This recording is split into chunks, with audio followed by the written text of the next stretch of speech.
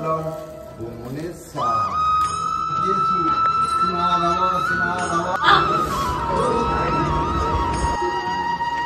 সোনালি মিত্রা আপনারা হয়তো কোথায় গেছেন কি জানি। Hello everyone and thank you so much for being here be টুগেদারের আরও একটি ব্লগে সবাইকে স্বাগত জানাই। সর্বপ্রথম জানাই শ্রী রাধে শুভ দোলযাত্রার সকলকে অনেক অনেক অনেক শুভেচ্ছা। হ্যাঁ জানি দোলযাত্রা এক সপ্তাহ আগে কেটে গেছে, ভিডিওটা আমি এখন দিচ্ছি। ওই তো জানেনি আমি একটু এই ভিডিও ছাড়ার ব্যাপারে কুড়েমি করে ফেলি, যাই হোক তার জন্য অনেক ক্ষমা প্রার্থী। তবে চলুন এবার আপনাদের সঙ্গে শেয়ার করি আমাদের বাড়ির দোল উৎসবের কিছু গল্প, কিছু কাহিনী আর এই অনুষ্ঠানকে।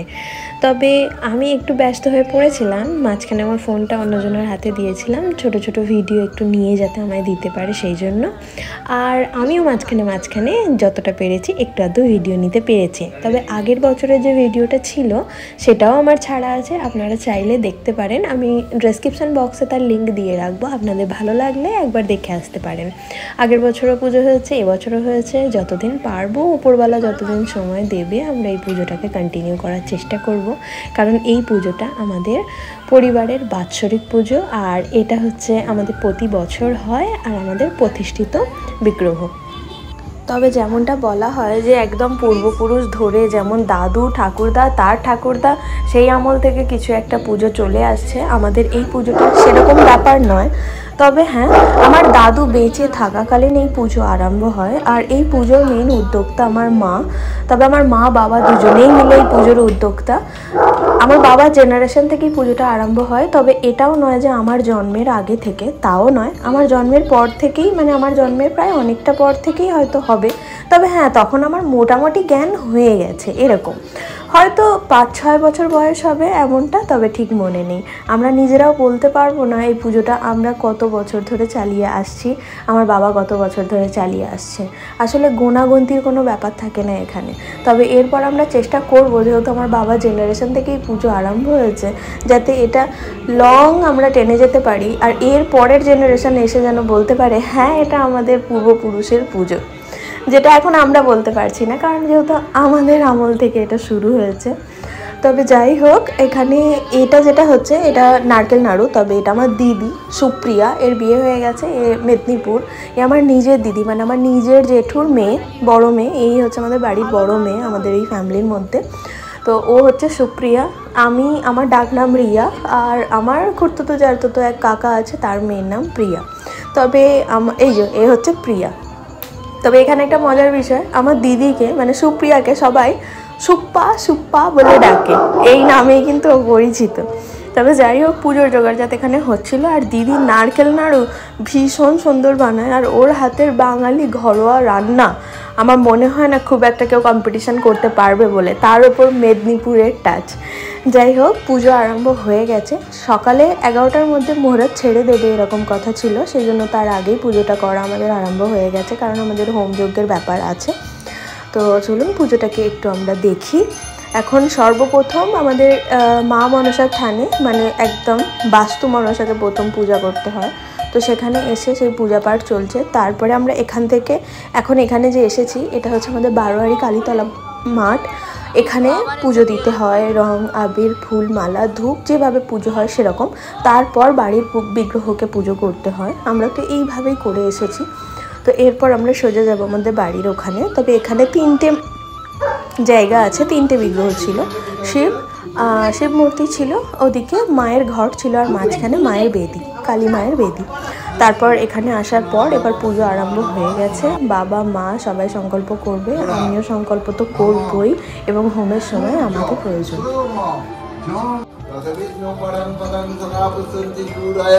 देवी चक्ररतं विष्णवे स्वाहा इदं विष्णवे तद्विष्णु परं पदं सदा এদিকে দেখ একবার वायवे स्वाहा ओम सत् स्वाहा पदं सदा सूर्याय देवी चक्ररतं विष्णवे स्वाहा इदं विष्णवे ओम तद्विष्णु परं पदं सदा सूर्याय देवी चक्ररतं विष्णवे स्वाहा इदं विष्णवे ओम देवी चक्ररतं विष्णवे स्वाहा इदं विष्णवे ओम तद्विष्णु परं पदं सदा सूर्याय देवी चक्ररतं विष्णवे स्वाहा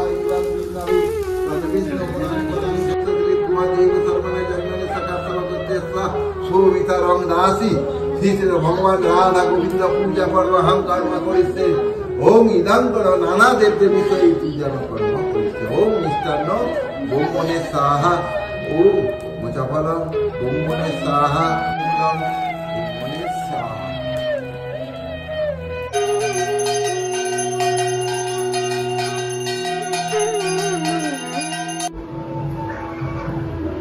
এই আমার প্রিয়ার মাঝখানে বুকু সারা জীবন। পুজো পাঠ শেষ করার পরে রুমে এসে বসেছি। তবে আজকে আমার বুকুকে একটা রুমে শান্তিপূর্ণভাবে রাখা হয়েছে, কারণ অনেক লোকজন আসার ব্যাপার আছে। তবে ও কিন্তু ভীষণ হিংসা করে প্রিয়াকে আর আমাকে, কারণ প্রিয়া এলেই আমাকে জড়িয়ে মরিয়ে বসে যায়। যাই হোক, তারপর সমস্ত কিছু পূজা পাঠ মিটিয়ে এবার সন্ধেবেলা এখন যাকে দেখছেন এনার নাম হলো শ্যামল কাকু, মানে আমি শ্যামল কাকুই বলছি। ইনি আমার বাবার খুব পরিচিত একজন ব্যক্তি, অ্যানাউন্সমেন্ট খুব ভালো করে, সেই জন্য আমরা আর অন্য কারোর উপর দায়িত্ব না দিয়ে ওনার উপরেই দায়িত্ব দিই সন্ধ্যাবেলা গ্রামবাসী বৃন্দকে, যাতে উনি জানান দিতে পারেন ওনার অ্যানাউন্সমেন্টের মাধ্যমে যে আমাদের কতক্ষণের মধ্যে পূজা অনুষ্ঠান শুরু হবে, এবং সেখানে সবাই খুব তাড়াতাড়ি বা সেই সময়ের মধ্যে সাদর আমন্ত্রণে চলে আসতে পারে। আর এই হচ্ছে আমার পাশের বাড়ির বৌদি, মানে মন্দিরার মা, ও আমার চাইল্ডহুড ফ্রেন্ড। আর আমার বাবা এই যে, তবে এই যে আমি ব্ল্যাক কালারের জামাতে পোশাকে, তবে এই জামা নিয়ে অনেক প্যারা হয়েছে, সেটা আর ভিডিওতে বললাম না। তবে বড়দি, আমি আর ছোটদি সন্ধ্যাবেলা বসে গেছি প্রসাদের জন্য, প্রসাদ দিতে হবে সবাইকে। আর ওই যে দূরে আমার মামির সঙ্গে আমার বাবা বসে আছে হাত ধরে। আর এবার একজন, এটা হচ্ছে আমার মামা, আর ওই যে বসে আছে ওটা হচ্ছে দিদা। তো এখানে হরিনাম সংকীর্তন এবার শুরু হবে।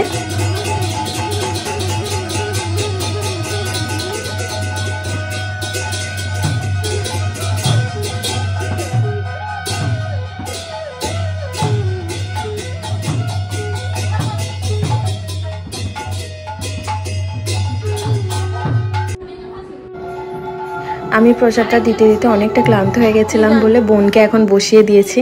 আর এখন একটু বুকুর কাছে এসেছি, এসে এখানে একটু বুকু তো এই তো জানলা দিয়ে আমাদের ওইদিকে বাগানে একদম যেখানে হচ্ছে মানে উঠান ওটা আমাদের, ওখানে নাম সংকীর্তন শুনছে। এই যে ওকে নিয়ে একটু বসে আছি, খুব ক্লান্ত হয়ে গেছে। আর এটা হচ্ছে আমার পিসিমণি, তবে এটা কিন্তু পরদিন সকালে বলতে দোল পূর্ণিমার পরদিন সন্ধ্যা অবধি আমাদের গেস্টরা সবাই থাকে, আত্মীয় স্বজনরা নিজেদের। তবে পিসির কাছে যতবার পিসি আসে আমি কিন্তু পিসির কাছে সেই ছোটোবেলার মতো করে গল্প শুনি, মানে ওটা আমার শোনা চাই। দাঁড়ান শোনাচ্ছি। মানে খুব মানে ইম্পর্টেন্ট সেইগুলো আমি সব খাতায় লিখি, আর অন্য সময় কোনো ভয় পেয়ে গেছে।